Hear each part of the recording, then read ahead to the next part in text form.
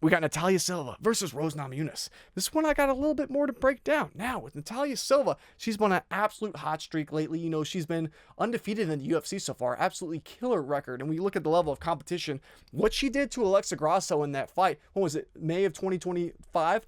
She put on an absolute clinic in that spot. I mean, she made Alexa Grasso look like she was an absolute novice out there. And Alexa Grasso is a former champion. So it just goes to show the striking prowess that Natalia Silva has. She's an absolute menace on the feet. She's extremely dangerous. She can knock girls out. She can win a technical striking match back and forth, pitter patter shots. I mean, she can do it all. You look at her stats as well. Look at the takedown defense, 92%. Absolutely insane what she's been able to prove in the UFC so far, because she's still, although not the most experienced, 7-0 in the UFC at only 28 years old. She's going to be a champion. It's just a matter of when. It's just a matter of when and time she's going to be the champion. She's on her damn way. She's going to be there eventually. Even before that, Jessica Andrade put on an absolute clinic. She landed over double the amount of significant strikes as Jessica Andrade in that spot. It was like 100 and something to 50 something. Absolutely insane. The one spot that I will say is, I don't want to say a bit of a concern, but it is something to point out in this spot. It is the fight against Viviane Araújo.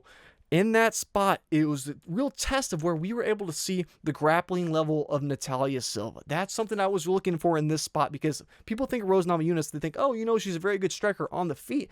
But we've seen Rose Namajunas, she has some decent grappling as well, too. It's a bit slept on, it's a bit underrated. And I think on the feet and the striking, it's going to be very tough for her. I think Rose's best shot of winning this fight is going to be by implementing and mixing up the grappling in the overall approach in this fight. And the one time we've really seen Natalia Silva tested with the grappling is in that fight against Viviane Araújo. I'm going to have some clips playing where we saw she was able to have quite a bit of success. And it does worry me, because the thing about Natalia Silva is that, yes, she has a 92% takedown defense. It's very hard for girls to land takedowns on Natalia Silva.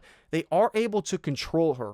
So it's not even about her getting her to the ground, landing that takedown. People can still rack up control time. And we've seen Natalia Silva, she struggled with it. In that Viviane Araújo fight, she won a 29-28, but she lost the one round because Viviane Araújo was able to control her for, it was like 4-something minutes in the round that she ended up winning on the scorecards. And that's a concern, because we know Rose Namajunas, yes, she seems tiny, but she is mighty. And her most recent fight we saw when she fought Miranda Maverick, people thought going into that one, you know, Miranda Maverick, she is the short, stocky, you know, Miranda Maverick is damn near like a women's Marab. I mean, she's a little marauder. She goes in, she's very strong, she's very physically empowering, she's very good with the wrestling and the grappling.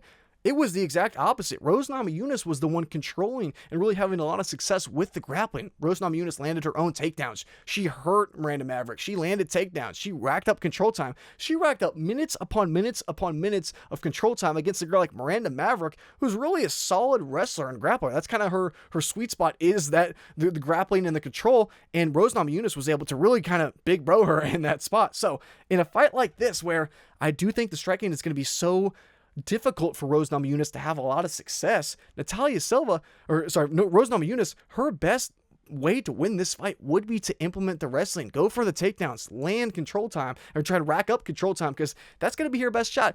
She doesn't even need to necessarily land the takedown. She doesn't have to backpack Natalia Silva, but she can land rack up minutes against the cage, win minutes over time, and maybe she might just be able to win a couple rounds, maybe win 2 out of 3 rounds, get it on the scorecards. I would not be mind blown, because you look at the odds here, minus 440 favorite for Natalia Silva. They're saying she's almost a lock. I mean, they're implying that she's an 80-something% chance of winning against Rose Namajunas, former champion in her physical prime. In terms of the mentality, you know, I know Rose has had some ups and downs. Her last fight, she seemed to be in great shape. She looked to be career best, maybe not career best, but she looked damn good in her last fight. So it's a weird spot, because, I mean, even you look at Rose Namajunas, she's had some funny fights, like the Aaron Blanchfield fight. She won the first 2 rounds, but then completely sold the last 3 and lost that fight. And it's like, Rose Namajunas is the type of girl to knock out Weili Zhang, but then lose to Carla Esparza. It's like, there have been some hiccups in Rose Namajunas throughout the years, but you cannot argue that you can't say that she is not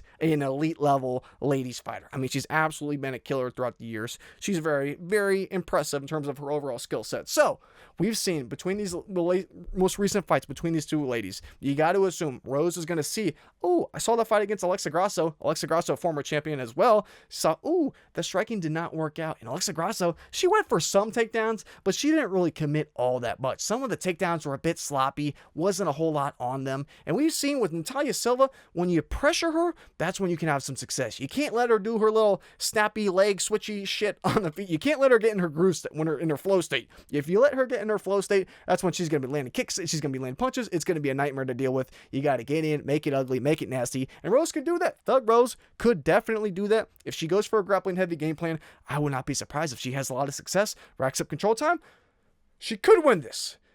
At the same time, though, I do think Natalia Silva is a genuine special talent. I do think she'll be a champion. So maybe I think she probably will be able to get it done against Rose. I just can't say I would be mind blown if she were to lose the spot. And I will say, I think the odds are completely shot on this. I don't think there's any value here because you're just praying that Rose doesn't implement any type of grappling. Because on the feet, yeah, that's where Natalia Silva shines, but grappling is not her strong suit. She has good takedown defense, but when she's on the ground, not the best. So I will say, the pick will be Natalia Silva, but you got to be a little bit hesitant on this one. You got to be a little reluctant. I wouldn't just go spamming Natalia Silva in every single damn parlay.